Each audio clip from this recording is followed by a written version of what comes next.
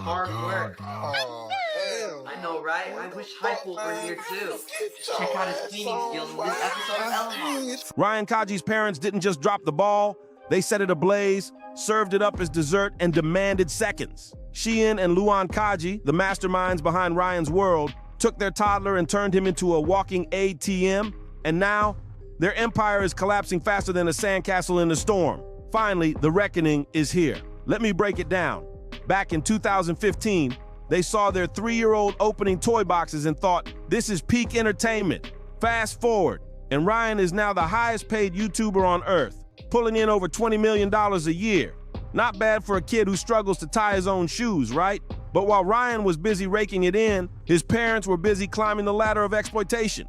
Managers, marketers, cash collectors, you name it. Eventually, the Kajis ditched their real jobs entirely to ride the Ryan wave. The backlash hasn't just stayed online, it's spilled into mainstream media, legal circles, and even industry insiders whispering about the Kaji model of exploitation. Journalists have dissected every video, every sponsorship deal, and every merchandise line, painting a picture of a family that prioritized profit over childhood. Lawsuits are beginning to circle, with child labor laws and trust fund regulations being called into question.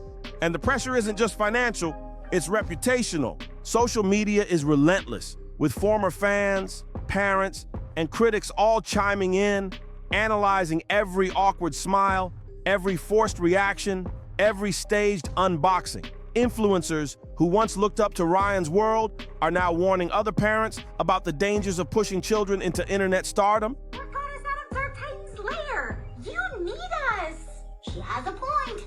How is this for a point? I'm the big brother, I know best, and I'm in charge. The twins go home before they get us into any more trouble. While the public debates whether the Kajis acted out of entrepreneurial vision or outright greed, every interview, every attempt to rebrand the content, and every push of the twins feels like patching a sinking ship with duct tape. The cracks are too deep, the water too high, and while the family might still enjoy lavish homes, luxury cars, and product royalties for now, the moral and cultural reckoning is inevitable. What was once celebrated as innovative family entertainment has transformed into a cautionary tale, proving that even millions of dollars in global fame can't save an empire built on a child's labor and innocence. That's like calling a casino a fun money adventure center. Same energy, just a fancier label. But the sponsored content kept rolling because, apparently, ethics don't pay the bills. Overworking Ryan does. And the numbers, brace yourself. Ryan was shooting up to 25 segments every single week across multiple channels. 25 factorial. That's more content than most adult YouTubers crank out in months, all while this kid was still struggling with the multiplication table. Every single moment of his life became a revenue stream. Family vlogs, science experiments, daily routines. The kid couldn't even brush his teeth without it turning into content. And here's the kicker. No laws protected Ryan's earnings the way Hollywood shields child actors. Legally, all that cash belonged to mommy and daddy. While Ryan was out here being the family breadwinner, they were holding the bread, the butter, and probably the entire grocery store. But karma doesn't forget addresses, and it certainly doesn't skip YouTube channels. Fast forward to today, and the Kaji empire is toppling faster than a Jenga tower in an earthquake. Remember when Ryan's World was hitting over 1 billion views per video? Yeah, those days are fading fast. Those glory days are dead, deader than flip phones. New videos now struggle to even hit 100,000 views. We're talking a 70% drop in viewership. And for a channel this massive, that's not a dip. That's a full-on free fall with zero parachute. The reasons? Obvious and honestly kind of satisfying.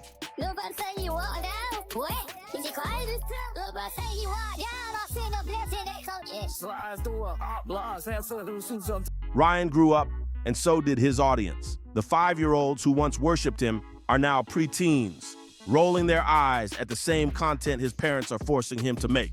Meanwhile, new toddlers, not interested in watching a teenager pretend to freak out over toys. It's basically like watching your older brother go full-on action figure mode, awkward and painful for everyone.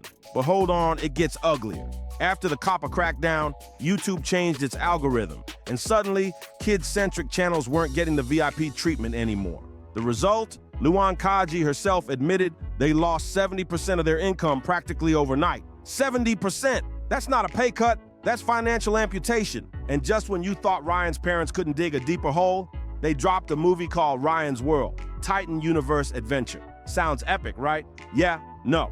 This so-called cinematic event raked in a whopping $624,000 against a $10 million budget. That's right, they sank nearly $9.5 million on what was basically an ultra-expensive home video. Theaters were emptier than a Logan Paul apology tour.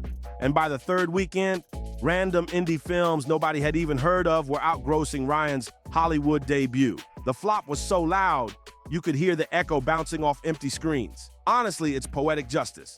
The movie, a blatant cash grab, ended up fast-tracking their downfall. But it gets darker.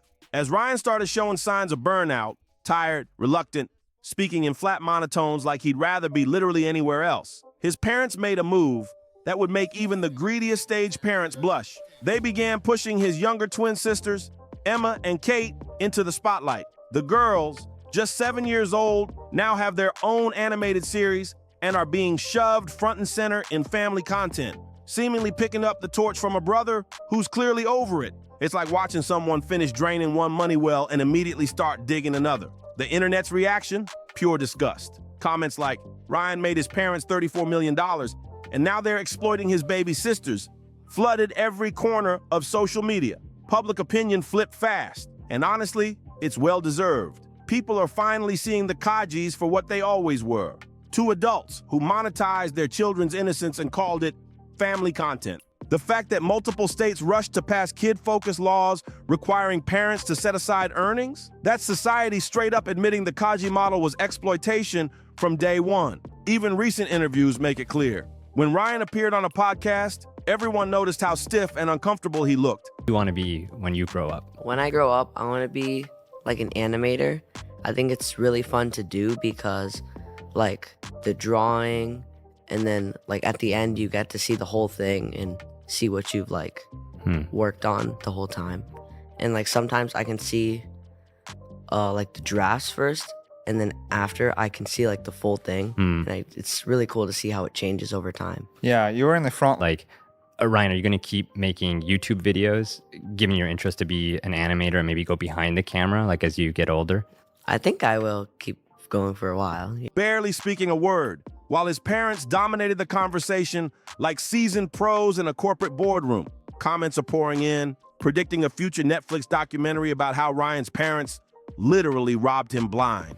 People are already counting down the years until he turns 18 and can finally tell his own story. But for now, the Kajis are frantically trying to keep their sinking ship afloat. They're recycling old footage of younger Ryan, slapping his face on thumbnails for videos he barely appears in, and pushing the twins harder than a Black Friday sale. But the writing's on the wall. By 2029 or 2030, when Ryan turns 18 and the twins hit 12, this whole operation will crumble under its own greed. And honestly, good. The fall of Ryan's World isn't just karma, it's a harsh warning about what happens when you build an empire on a child's back. The Kajis turned their son into the most famous kid on the internet, but in the process, they also guaranteed their own spectacular downfall. Sure, the Kajis still have money, they've got their Hawaiian mansion and product lines, but their golden goose, totally cooked. Their reputation is shattered, and their legacy will forever be the parents who used their kid for YouTube fame. The gravy train has officially derailed, and honestly, it couldn't have happened to more deserving people. So here's to Ryan Kaji. May he finally get the normal teenage years he actually deserves. And here's to his parents. May they enjoy watching their empire crumble, all from the mansion their son's childhood bought them. Sometimes the best revenge isn't confrontation or drama, it's just letting karma take the wheel. And in the case of Ryan Kaji's parents, karma is working overtime, and is doing it with extreme precision. Their empire, built on a child's innocence, is collapsing piece by piece, and the world is watching every step. It's a reminder that you can't cheat the system forever, and you certainly can't build a fortune on exploitation without paying the price. Now, I want to hear from you. What do you think about Ryan's parents and the way they handled their kids' fame? Were they just ambitious, or did they cross the line into full-on exploitation?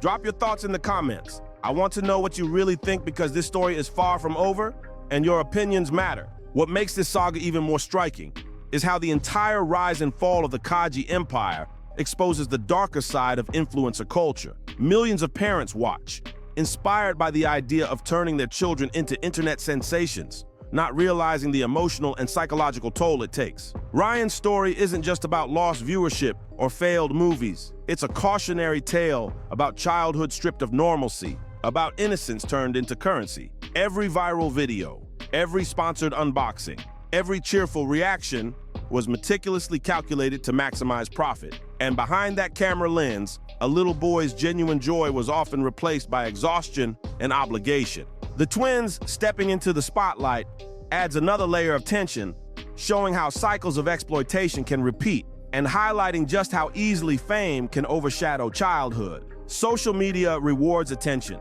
but it rarely considers well-being. And in the case of the Kajis, the cost of all that attention is becoming painfully clear. From legal battles to public backlash, from plummeting views to industry scrutiny, the empire they built on a child's back is now collapsing under the weight of its own recklessness. And as fans debate, speculate, and sometimes mourn what Ryan's lost, the bigger lesson looms. When you commodify childhood, the consequences are inevitable, and no amount of money or mansion can shield you from the fallout. The unraveling of the Kaji empire also exposes just how fragile fame built on a child really is. One viral hit doesn't guarantee longevity, and one misstep, like a flop movie or shifting algorithms, can send everything crashing down. Ryan's world was once untouchable, a brand synonymous with joy, fun, and family-friendly entertainment. But that facade is crumbling, and people are noticing the cracks. The relentless pressure on Ryan, combined with the carefully staged perfection of the content, created an unsustainable machine that could only run for so long. Meanwhile, the twins being thrust into the spotlight isn't just a continuation of the strategy. It's proof that the parents' focus has shifted from nurturing childhood to chasing the next big payday. Fans are increasingly vocal, pointing out that what they once cheered as wholesome family fun was, in reality, a highly calculated, profit-driven operation.